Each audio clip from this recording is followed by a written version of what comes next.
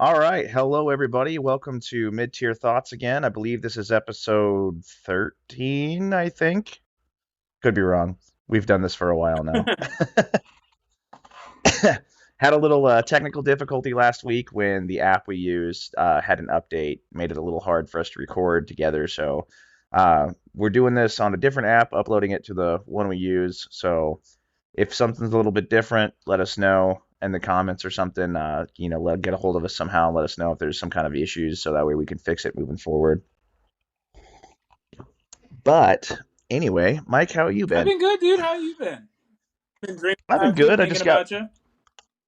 I just got back from a men's retreat with my church. It's pretty cool to go out there and kind of get stronger in my faith and also go shoot some guns at the same time. Find you a church that can do both. That's super dope, dude. I've never been the super religious type, so mad respect to you that you can find a church that you can really get into, you can really enjoy, and genuinely just like-minded people. It's pretty cool, dude.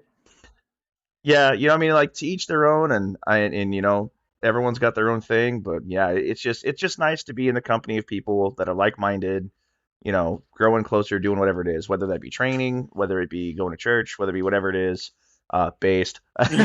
You know? But yeah, no, it was a good time. But yeah, dude, I'm glad to be back on here. I'm excited we figured out a solution to our temporary problem.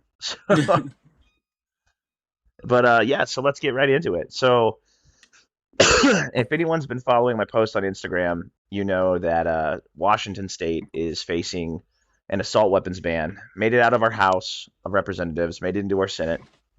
So um, to kind of fill those in who aren't all on the up and up of what's going on, basically very very similar to a California style assault weapons ban. If a rifle is a rifle or a shotgun is semi-auto and has a set number of features, exactly the kind you're thinking of with for California, then it's an assault weapon. If it's a pistol and it has certain features like a threaded barrel or the way they describe pistols, it's kind of more geared towards some of the Gucci'd out, running a suppressor on your pistol type stuff, or more geared towards like AR or AK pistols. And the super gay thing is, they want a grandfather. Basically, they're trying to tell us they're throwing us a bone by grandfathering stuff in, and that they're like, oh well, we grandfathered it in. You can pass it down to your kids, but then it just dies with them. They can't pass it on, and you can't buy, sell, do whatever. So 90% of Washington's available firearms for sale and a majority of the FFLs are going to be screwed. Oh yeah. Um, yeah, and it's something that they've been pushing for a long time. This has been probably a decade and a half in the making. They just finally got the votes in their favor, and it hasn't gone through yet. There is still the chance to fight it, but if they do like they did in the House and they vote right down the party line, it'll pass. They'll have the votes for sure, which is unfortunate because as like Washington is one of those states where we've got the Cascade Mountains that separate what people in Washington classify as the West Side and the East Side. The West Side's very urban, a lot more liberal. Unfortunately, Mike, you're over there in enemy Yeah. territory. Uh, the rest of us in semi-free America are over here getting, real upset that they make the rules, but that's the way it is, right? One of the big things, though, I think for me that I just kind of had to vent this out is in our state, and for those listening in other states that have similar issues where you've got a large rural population and then a couple urban centers make all the rules. You'll feel our pain that people tell people over here, they're like, oh man, Seattle makes all the rules, like our vote doesn't count anyway, shouldn't even try. And the thing that pisses me off about that is that we get so defeatist in our own mindset, especially in the gun community, that we're our own worst enemies. Like people don't even go out and take part in anything, and so the people that want to take our guns are very active. They are willing to go and put in that time, partially because they don't have a job, but the other part is because they care about their issues. They're going to go put in the time, they're going to go put in the effort, and they're going to go take your rights away. And we can't even get people here to vote, and we're a mail-in ballot state. They send it to your house. People won't even return it. Yeah. And you can make your argument one way or the other about the legitimacy of those votes, but still, it's like, man, you won't even put forth the effort to put your name on a piece of paper and put it in the mail, but you're going to sit here and tell me you're going to fight the ATF at your front door? Yeah, that's the thing that makes me laugh about it all the time is people, those kind of people that are like, oh, I don't vote about things like that because I don't want them to know where I live and stuff. They sent you the ballot, homie. You bought the gun. You Yeah. did the background check. You did all that stuff. They know where you live. Yeah, and my thing about it is, I always think of that phrase where it says like the only thing it takes for evil to succeed is for good men to do nothing. And that's exactly what's going to happen. We wonder, we sit here and we look and we go, oh man, when is the state going to stop doing this stuff? And oh man, how did it get to this point? Because you didn't do anything about Yeah, it. and then before you know it, you wake up. You're just like California. People wonder why all these people go into the gun. So what it is it's a mass way to kill gun shops. You kill gun shops, you kill guns. Reason being is Yeah, absolutely. reason being behind that is like, where do you go if you want to learn something? You go to the library if you want to learn about a subject in a book. Where do you go when you want to learn about dogs? You can go to humane societies. You can go to a lot of these things, a lot of these places, or even like there's places where you can learn things. So if you take the education away, you take away the people saying, "Hey, this is this, and this is what this means, and this is what this is," and then they explain it in a logical way, right? If you take all of that Yeah. away, you have nothing to help you back your cause. You have nowhere for anyone to be like, oh, I need to learn about guns. I need to learn why I need a gun. I need to learn about gun safety, anything like that. No. If you take all of that stuff away from Well, the people, they're left with just one thing, and, and guns are bad. Because they're told guns and are bad. the thing I keep telling people too is, um, it's my thing is like, look, this is an attack on all gun owners, absolutely, but the way that they're doing about it is, I was like, look, the anti-gun crowd got smart, right? They know that coming for your individual guns is not a good way to go about it, It's not going to right? work. They want to exactly they want to frame it all as public safety by making sure that the FFLs are following the rules. Now let's take it out of guns, right? Let's say your state decides we want to ban four-wheel drive pickup trucks, right? No more F-250s, no more Chevy Silverados, right? They can't just come to you and say, hey, you have to give me your truck, right? No one would be with that. But what they can do is they go, okay, so we're going to pass a law and we're going to say in the next year, you can't sell F-250s anymore. You can keep what you have, but you can't sell anymore. Mm. You can't privately trade it. You can't sell it to anybody else. But once your truck dies, like that's it. You can keep the truck you have, but you can't go get a new Yeah. one, right? Well, yeah. Then essentially you can tell people you're not banning the item. You're just banning the sell of it. You're not telling the people that you can't have it. You're just telling the dealers that they can't sell them. I'll And even then go a you're step further putting than in, that. Like they didn't even go that drastic. What they did was they said, "Hey, no problem, own your F-250, but we're going to tax your diesel." And then after that, they're like, "Oh, no yeah, problem, you can't modify it." Okay, no problem, you can't do this, you can't do that, you can't do a new bumper, you yeah, can't do this or this or this. You can't have anyone unless they're black.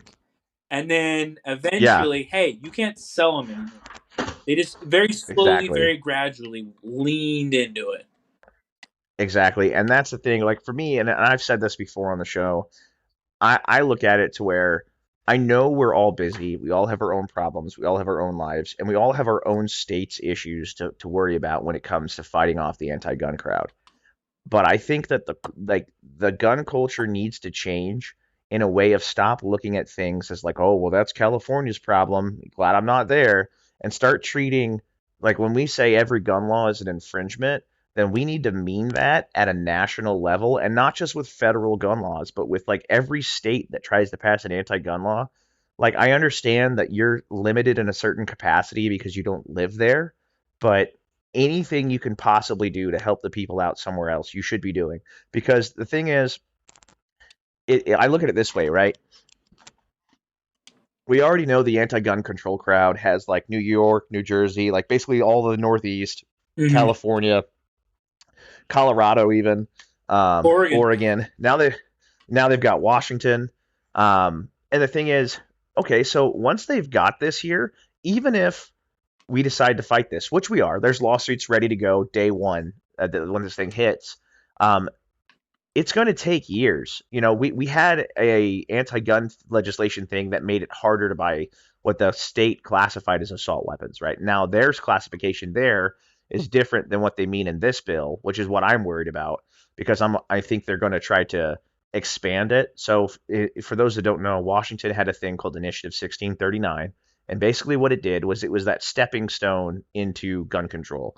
They said, hey, we're not going to do anything drastic. We're just going to require that if you buy a semi-automatic rifle, we're going to classify that as an assault weapon, and doesn't matter if it's a 22, a 50 cal, whatever, right? It's going to be an assault weapon.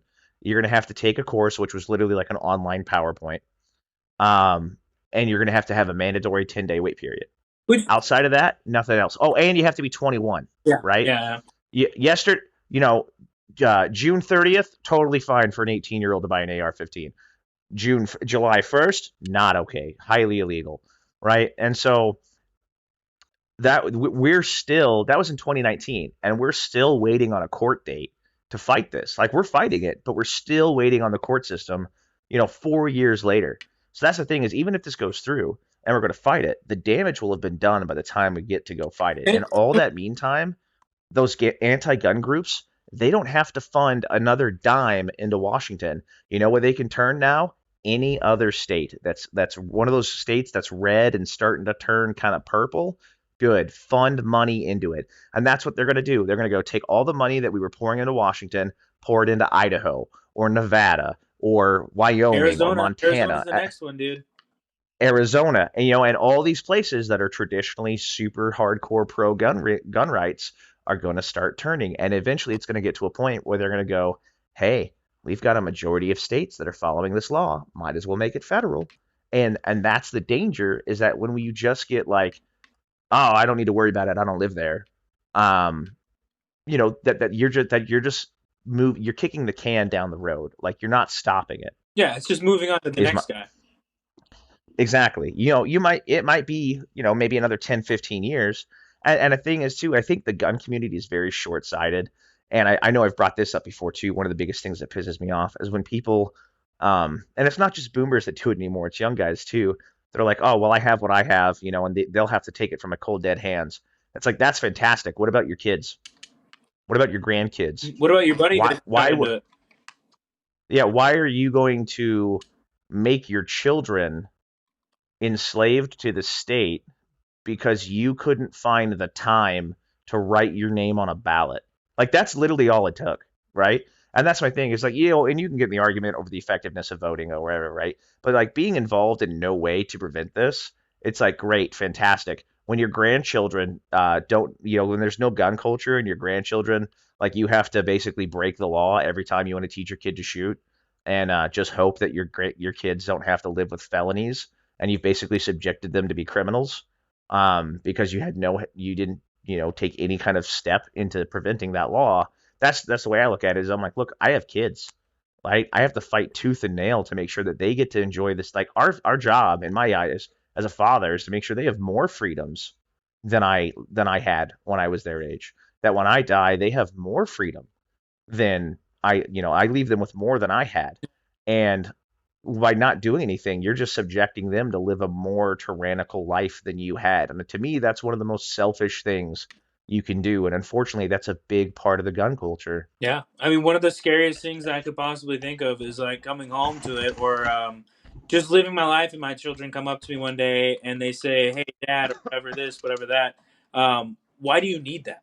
What's the point of having that? Don't you just rely on the government for everything? Like, that's a horrible way to think, and that's what they're doing. Is that they poison the young, they get into the children, they get into all of that, and they tell them, "Hey, Big Daddy government's here for you," and we'll always take care of you, and we'll pet your head, and we'll make sure you're fed, and Yeah. it slowly I mean, poisons we them.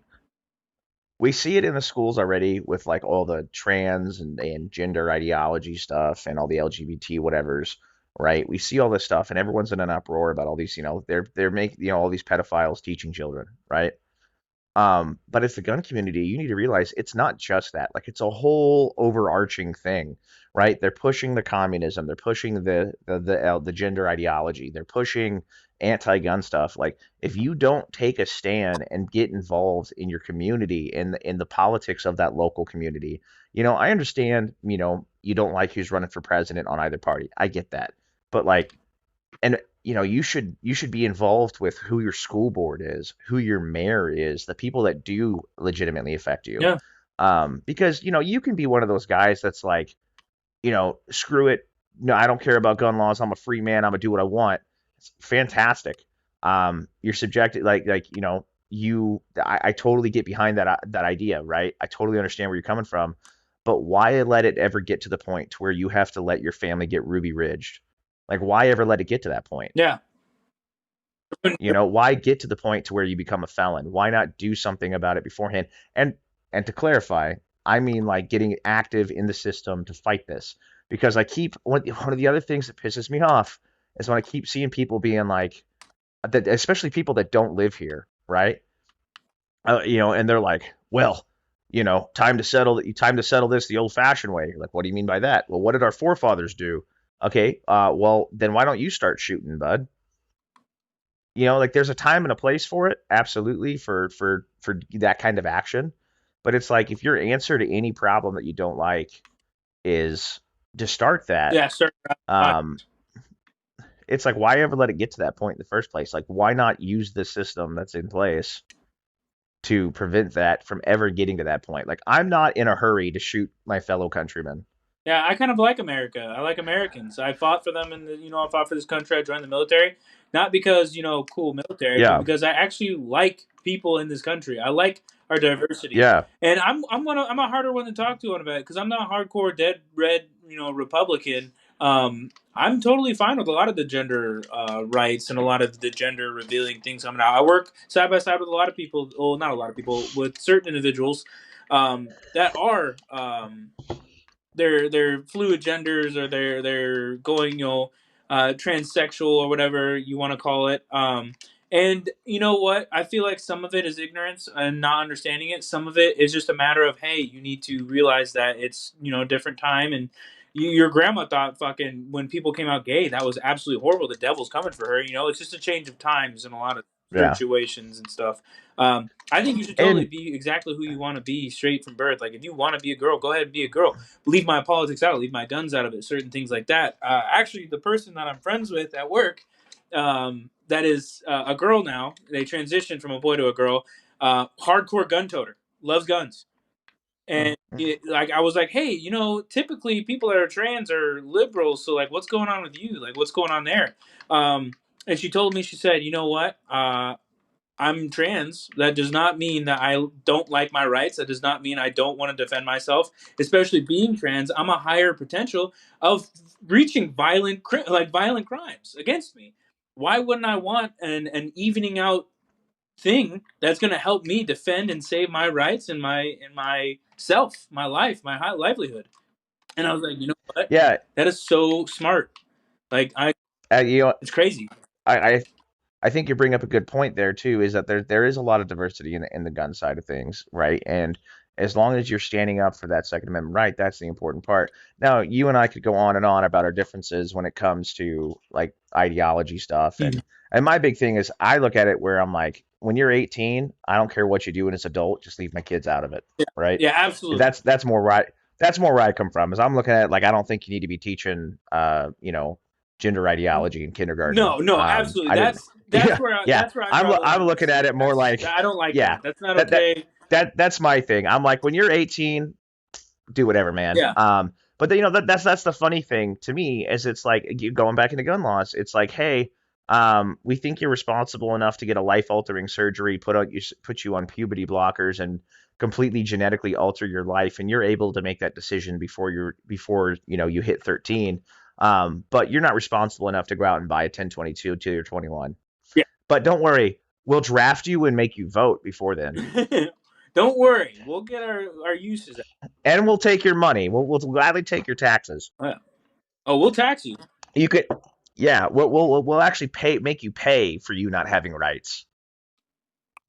You'll pay us and say thank you, sir. Can I have another? And if you don't, we'll just send the IRS after you. Yeah, we'll come get you. I was telling my girlfriend that actually just now. I was like, taxes, it's just a form of terrorism. And she's like, what do you mean? And I was like, don't pay your taxes.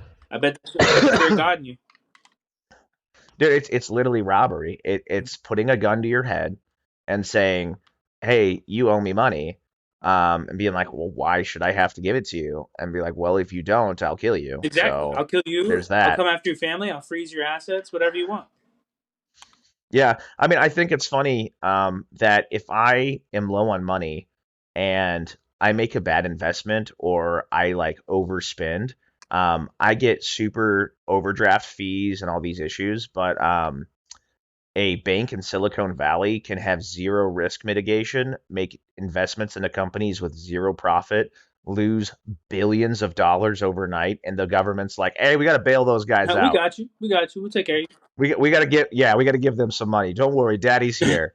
You know, and meanwhile, it's like, hey, it'd be super cool if I didn't get charged $35 for buying a Twix when I was broke.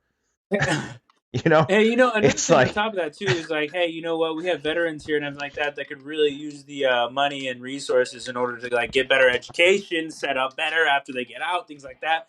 Now let's pay for a Ukrainian soldier's retirement plan. that's my thing is it's like, I look at that, man, and I'm like, we've got enough of our own problems that can we just let the rest of the world figure it out? Dude, Like, I you know, respect some it, people, dude. Send it, it Ukrainians all it's sorts of a equipment. You want to know why? We don't use it anyway. We're not at war and things like that. Plus, you know what?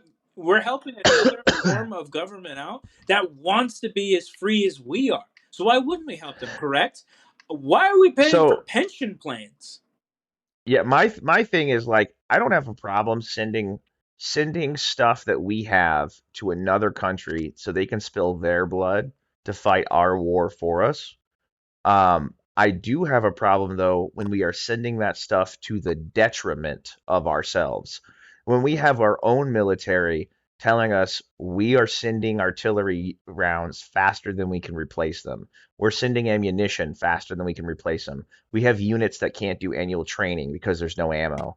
When we get to that point, like we have been, or we're being like, hey, a train carrying like massive chemicals just caught on fire and basically Kim nuked Ohio. And the president's like, got it, send $3 billion to Ukraine. I have a problem with that. And like, I don't know, to me, I look at it getting off on a rant here. I have no problem with pre World War II isolationism. Let the rest of the world burn. I don't care. I want to say yes to that, but I know it's not our best option because that's exactly how we got into World War II.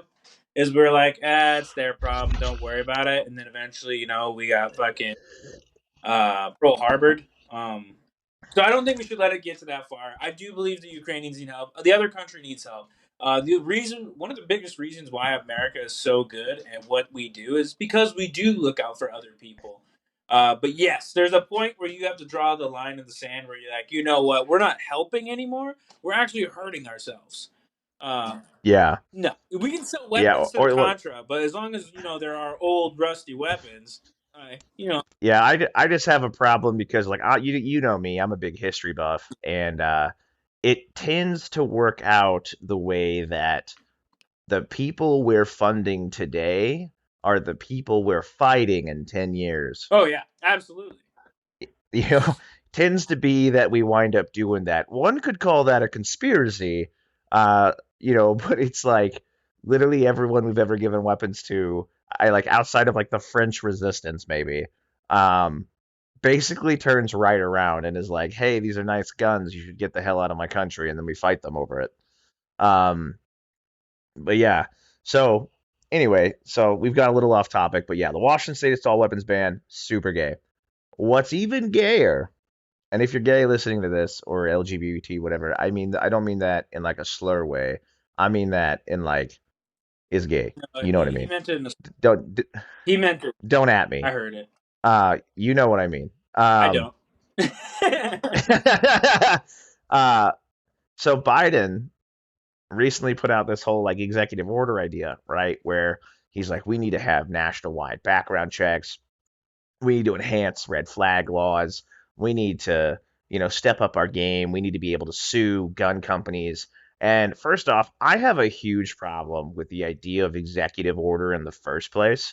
I understand the idea originally was like, hey, if there's an emergency or we're at war and an executive level decision needs to be made immediately, we should give that idea, we should give that power to the president. And I'm kind of iffy on that because I'm like, I understand the importance if it was like, Mr. President, nukes are in the air. We need an answer now, you know. But when it's like just this kind of thing going on, like nothing's good, like the gun, they were like, we have an epidemic of gun violence. It's like I don't think you need to be making any of those decisions, Mr. Ice Cream Man. Like you can't even tie your own shoes. Like back off this issue. But it scares me that it's like that the president has that kind of power because it's like, okay, then why do we even have a Congress? Dude, this is the biggest crock of bullshit I've ever heard in my life. Like, no man should have that power. No man. 100%. And I mean, I'm right there with you in the sense where it's like I see why they initially set that power up in the first place, and I can see how that argument was made. I don't agree with it though, because I'm like, no, like if we have a Congress, let Congress make that decision. Like, why have the ability to have 500 people argue over a question in the first place if we can just have one man say, nope, I made a rule? Rules are made to be followed. I mean, when he literally said, like, we're going to do this, and then we're going to try to go through Congress to get as much of this approved as possible. It's like, I'm sorry, what? It's like, hey, what I mean? That would be like, hey, we're gonna do this, and then we're gonna see if it's legal. Like, I don't think that should work. I mean, if I went into a bank and was like, I'm gonna make a massive deposit, and then I'll see if it's legal, Then I'll see if I'm I got going that to jail. funds. Yeah, I mean, it's like the same idea of like a president being able to pardon themselves, you know, because the president can pardon anybody, and it's like you shouldn't be able to pardon yourself, I mean, you know. we'll just Bill Clinton that bitch. Just like, Yeah, yeah, yeah. Just everyone I know dies. No witnesses, no Russia. no weaknesses.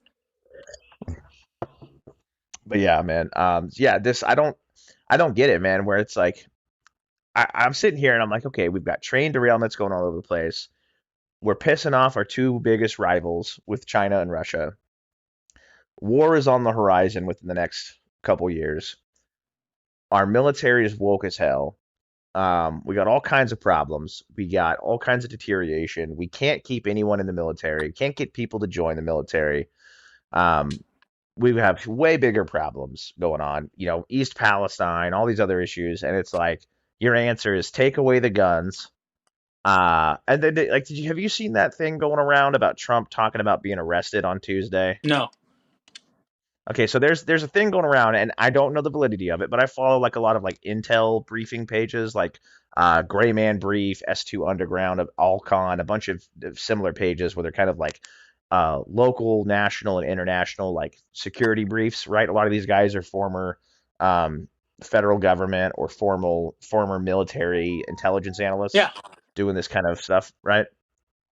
Basically, there's a thing going around where Trump put out a tweet or something, I guess. I'm paraphrasing for sake of time here, and basically he was like, "I've got word that like the Fed's going to try to take me out on Tuesday. They're going to try to arrest me. So then, they're going to try to come up with these trumped up charges and say that I've done something so I can't run for president."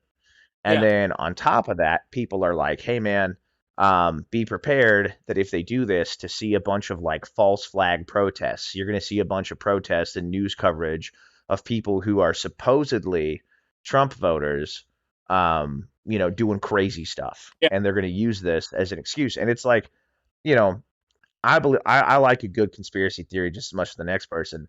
Um, but you're sitting there and you're like, man, this sound. And again, going back to a history buff, this sounds awfully familiar. Like the Reichstag being burned in Germany when Hitler took charge. Yeah. The backstory of that is the Nazis said that the Jews, like they talking all bad about the Jews. They said there was Jewish and communist terrorists.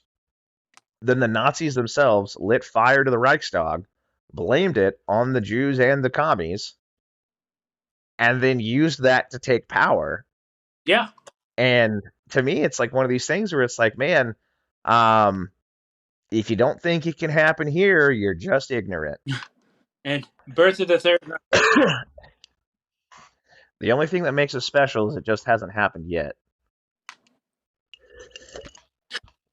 But yeah, so it's definitely it's one of those things where you sit there and there's an old phrase where it's like anytime a government politician wants to take away your guns, it's because they're going to do something that's worth getting shot over, and it just really makes you wonder what's down the line. Yeah, what's coming our way?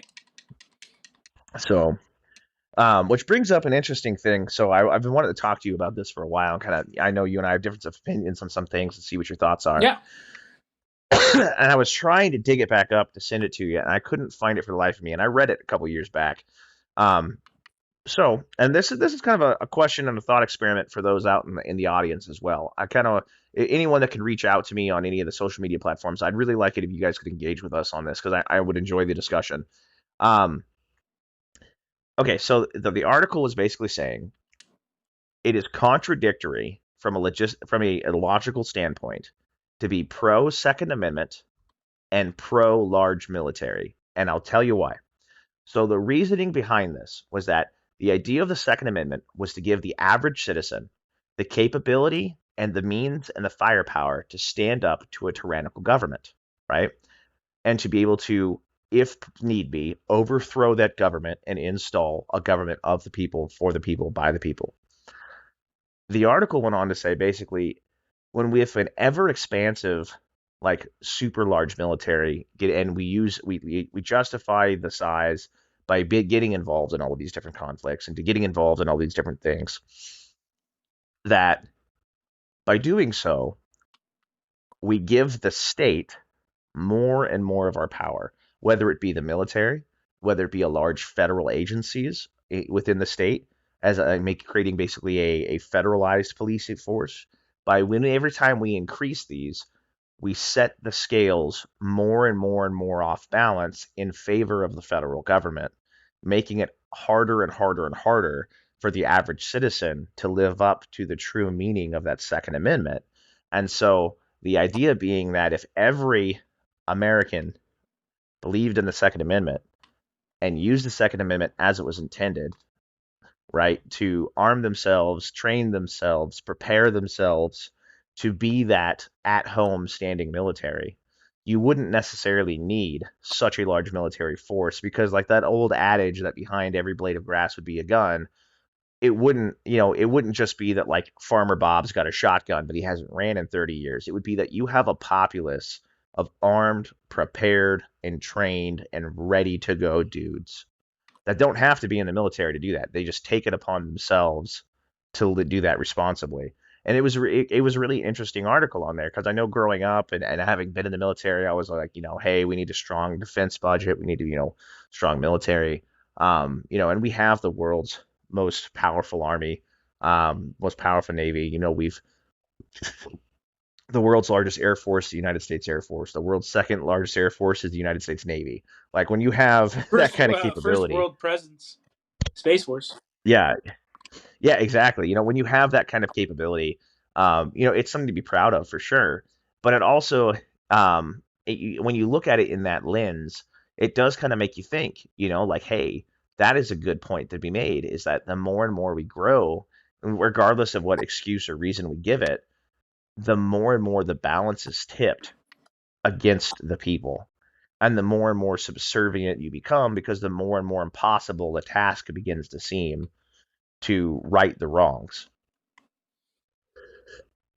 It's a solid, So dude. what's your thought on that? It's such a hard one, especially being former military, everything like that. I can tell you right now, the only thing scarier than our government is another government. Absolutely, absolutely. Um, it's a really hard one. It's a really hard one to answer. It's absolutely correct. With the government and what they have, what the military has, just in their back pocket, what they can produce on a Tuesday afternoon is full scale wipeout. Nothing left. We're talking Yeah, um, wipe a culture, wipe a race of people off the face of the planet if they really wanted to. right. Um, And there is something to be said that numbers doesn't necessarily mean everything. And as we saw in Afghanistan and Vietnam, just because you have the biggest powerful stuff doesn't always mean you win, and it doesn't always mean you just win day one by blowing everything up. There's still a will of fight, and I don't want people to think that I'm telling you that like if day were to ever come, that there would be no point. There still is a point, and there still is that will out there. So I just want to make that point real quick before we continue. Oh yeah, yeah. There's always a point. There's always a will to fight. I mean, you guerrilla warfare is a real thing. It'll really pay off. Problem is how many of us are actually going to make it to that guerrilla warfare actual moment? Yeah, yeah. But absolutely, dude. So what I think is I do believe in a big government. Absolutely. But I also Well, do you believe. mean big government or big Oh military? no, big Because government. My there's a bad. My difference. bad. I was still talking about. I do believe in a big military. Small government. Fuck the government. But bigger military, yes, because the only thing scarier than my big old army is someone else's big old army. But should there be a form of training? Should there be a form of centralization? Yes, I think that more states need to take it upon themselves to set up that whole Minuteman. Everyone needs a little bit of practice, a little bit of training, a little bit of readiness. That does have nothing to do with the National Guard. I think the National Guard Yeah. is the biggest waste of our money that we've ever pumped money into. A weekend warrior program, it just doesn't make sense to me. Either balls in or balls out. What do you want? Um, but I do think it's interesting. Again, coming from a historical standpoint, being a big history buff, when you look at literally every conflict prior to World War II, like post World War II was the only time that our standing military stayed a standing military because of the Cold War. Prior to that, every time that we went to war, yeah, we would have a small corps, usually 100,000 or less, a small corps of NCOs and officers, and you know, basically the idea was have a small professional army that can immediately respond to a threat to the homeland, and then the idea was, you had your national guards and your state militias that would have some level of yeah, training to where you could integrate them into a larger fighter force in a shorter time than it would take to go through a boot camp, and they already had weapons and equipment, and you could send them out. That's why when you watch like Civil War movies, you're like, we're the Ohio 15th and the Pennsylvania 3rd, is because those people were guys that already had a somewhat level of training, and when they got called up, they showed up somewhere. Instead of training for 8 weeks, they trained for 2, and they're ready to go, and they can integrate fully into an army. And the same thing happened in World War One. Same thing happened going into World War Two. A majority of the people that went first were that small contingent of active duty and National Guard, and then the rest were people, training. yeah. But and so I think that brings an interesting element to it whenever you said like states taking that responsibility outside of the National Guard. So And to be honest with you, I think the National Guard should be completely wiped out. No more National Guard whatsoever, and that funding that goes into the National Guard should go to each individual state, because every single state has their own National Guard units, right? So from there, anybody, Joe Schmo, anybody, Sarah from accounting can join that, right? And just be part of that Minuteman crew, be a part of whatever that is, be a part of being a National Guard against the threat. Nothing to do with the military. You are completely a civilian based unit. And it's interesting you bring that up because like one thing I was looking at was like Oklahoma, for example. Mm-hmm. Oklahoma's state National Guard. So the way the National Guard works, right, is you're only answerable to your governor. Your governor is your commander in chief. However, the DoD can federalize you and call you into federal service, right? So they can be like, hey, you're part of the you're part of the Idaho National Guard, right? You can be federalized by the DoD. So like the Army can come in and be like, hey, we need you. Y'all are getting spun up and deployed, right? So in Oklahoma and a few other states, when they were like, yeah, we're not doing this COVID thing, y'all can, forget about that. We're not requiring that for our National Guard guys. Well, the National Guard Bureau started being like, okay, well, we're going to start taking funding from you. We're going to start reallocating ammunition from you to other people. And we're going to take away your capability through the loophole of Yeah, federalization. we're going to take your And ability to be the National Guard. right.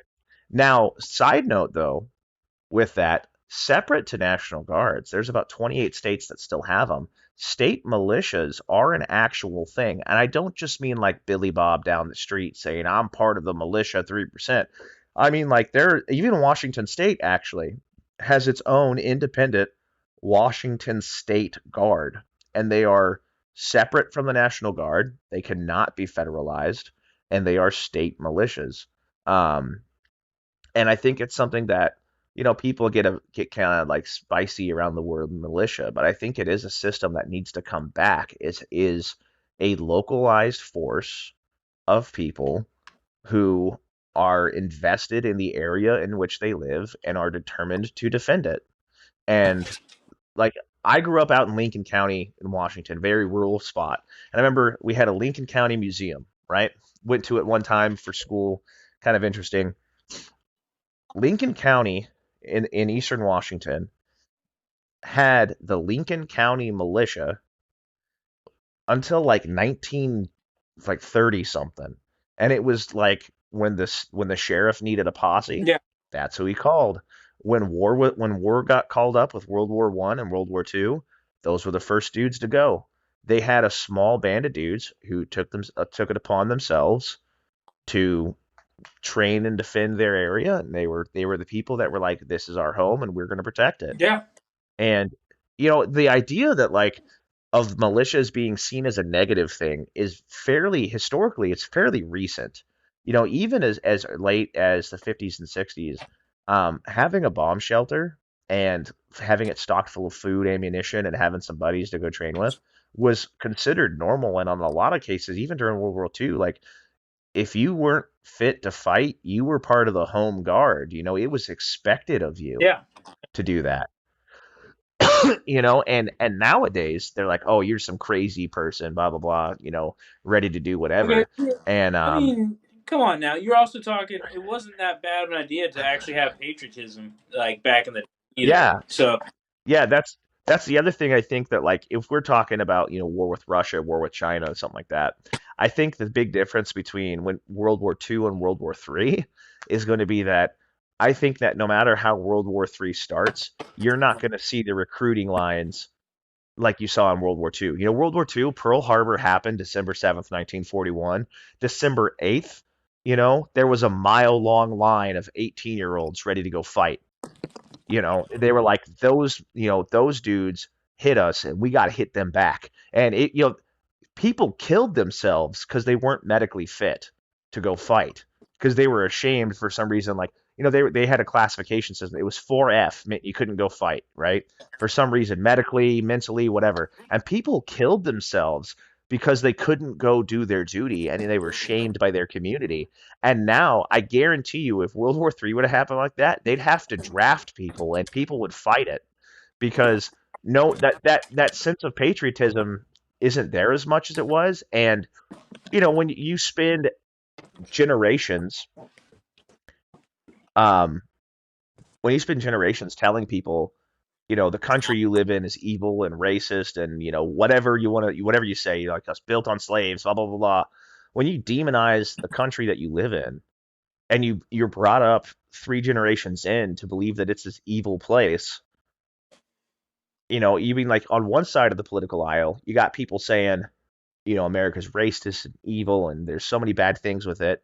And then on the other side of the aisle, those of us that are more conservative leaning, we're sitting there and we're like, well, we don't agree with that, but our government does suck.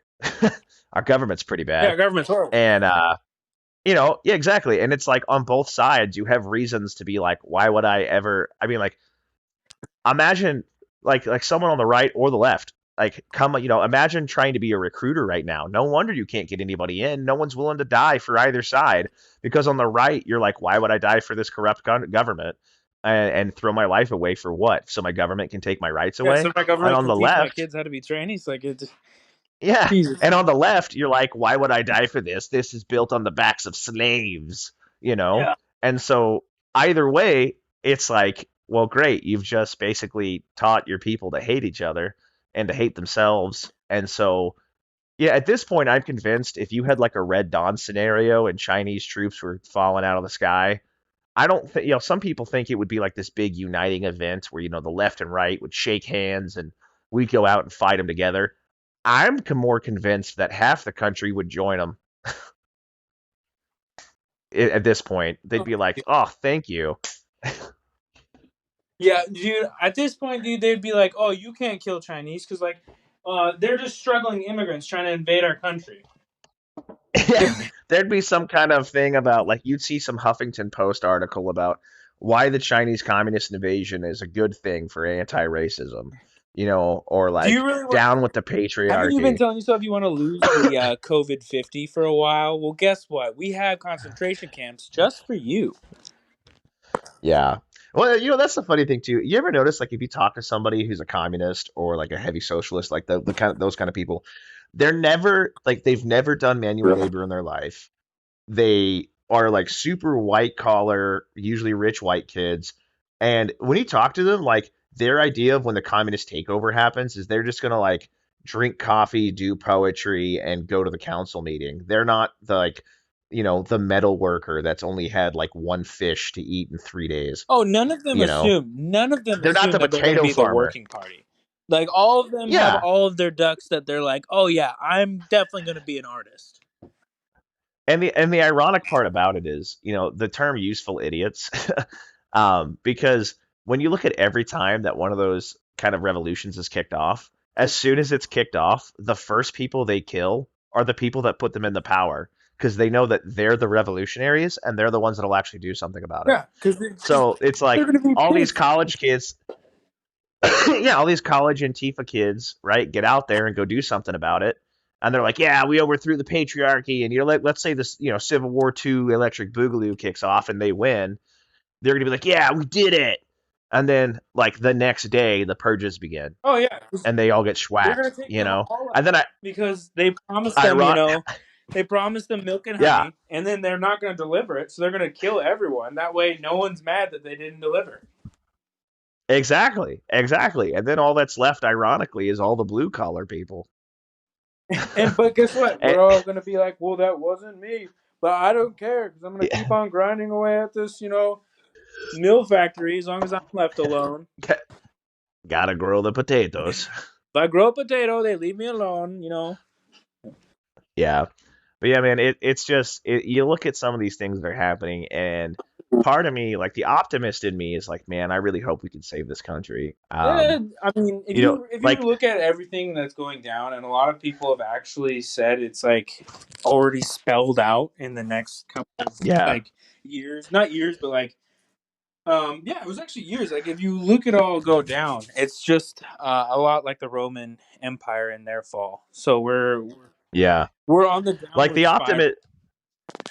the optimist in me is like, man, I hope we can nip this in the bud, or we can try to at least catch as much of it, like try to stave off as much as we can of the collapse. Like I look at it like I don't think it's going to collapse to the point to where you're going to have like the entirety of the United States breaks apart and there's different countries or anything like that. But I mean, I think like you look at England, for example, or Rome, either way.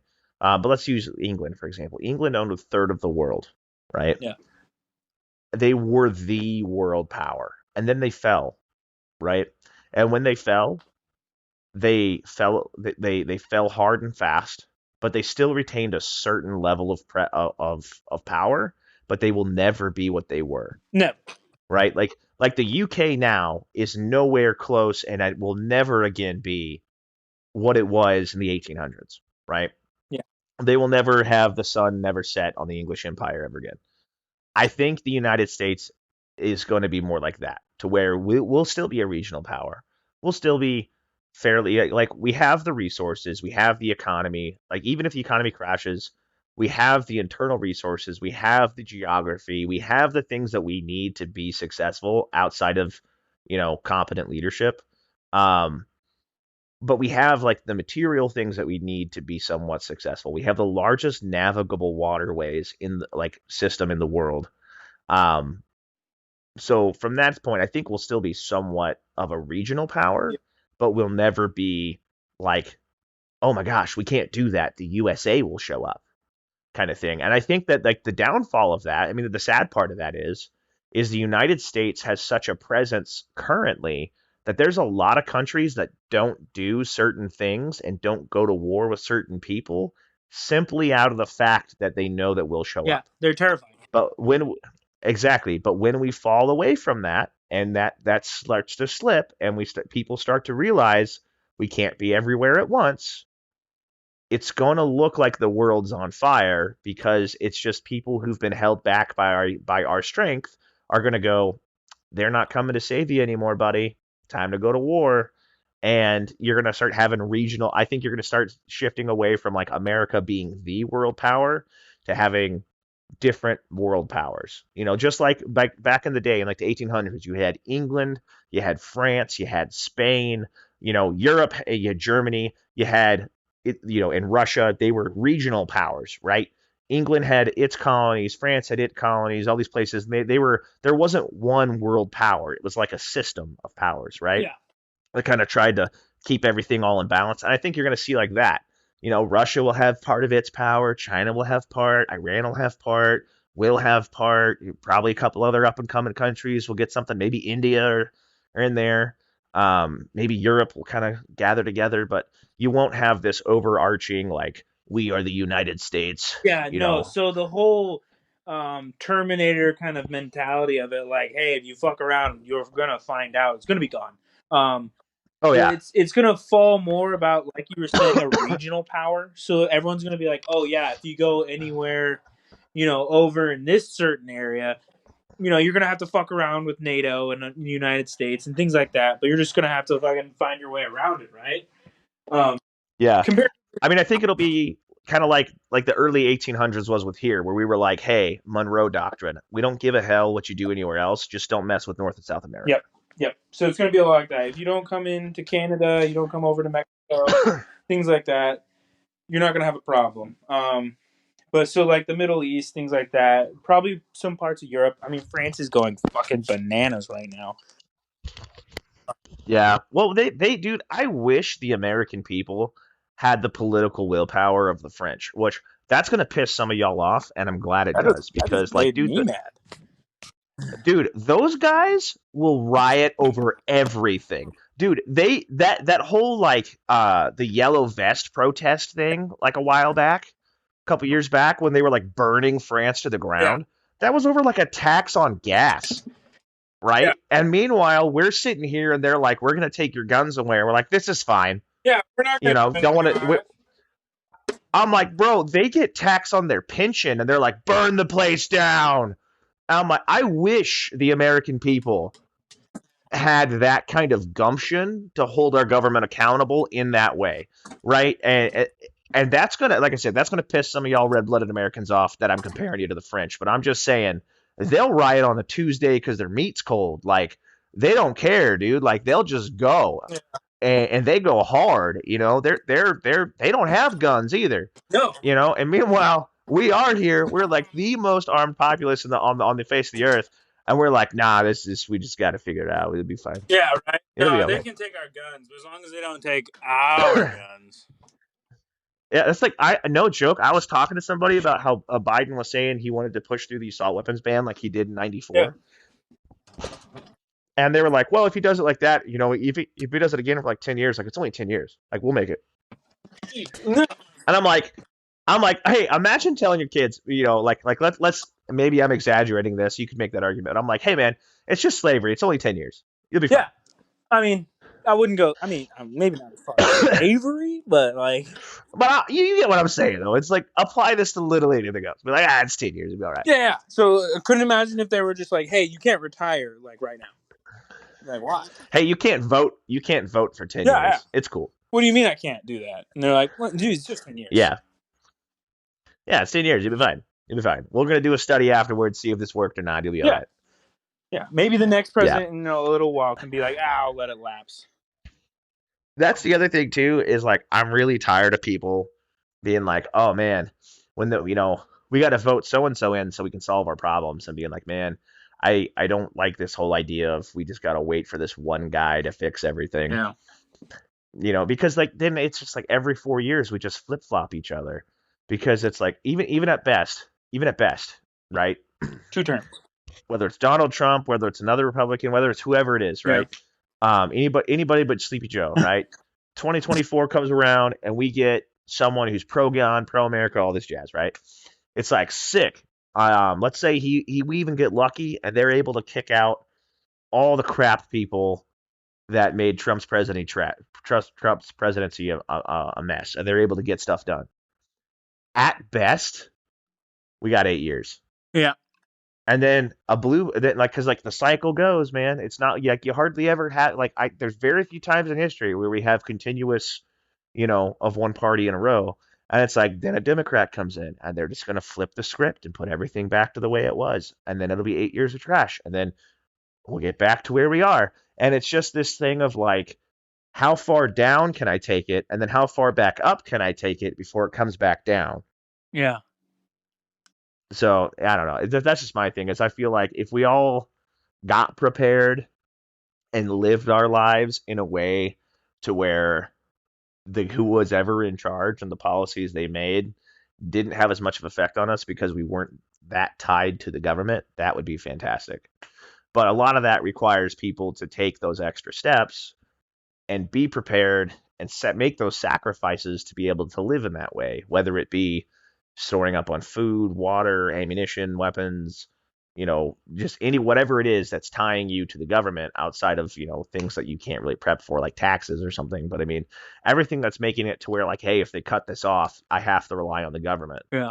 Because like you can be a super free-willed person and be like, I don't care what they say. But if you're not stored up on food and something happens and the government starts controlling the food supply, if your talk is real cheap when your kids haven't eaten in a couple days. All right, man. We've actually And gone so, on a little bit further than we are supposed to. well, that's what happens when we get on a rant. So, all right, guys. This episode was kind of a filler one. A few things fell through the cracks. So, we are hoping to have some special guests coming up, hopefully on the next episode, and potentially after that, start getting into having guest people on here. So, if you've been listening to us so far, thank you again. Don't forget, check out the Men with Green Eyes, our sponsor, super cool dude. Mid tier 10. Again, it'll be in the description for discount code for you guys. But yeah, tomorrow I start my first day at my new job, so that'll be cool. Oh yeah, brother. Yeah, I'm excited. So, but yeah, thanks for listening, guys. I'm glad we were able to get back on here and get back into the swing of things. Hopefully, we'll be able to move forward without any technical issues. Mike, as always, it's great talking to you. Have a good night. Everybody else, peace.